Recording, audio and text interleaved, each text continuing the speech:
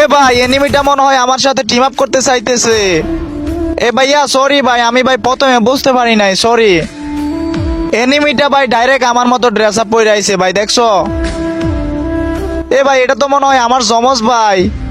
এ ভাইয়া তুমি এতদিন কইছিলা, আমি তো তোমারই খুঁজতেছিলাম। দেখছো ভাই ডাইরেক্ট হবু আমার মতো। কি রে ভাই ডাইরেক্ট আমার মতো ইমন মারতেছে ভাই, দেখছো?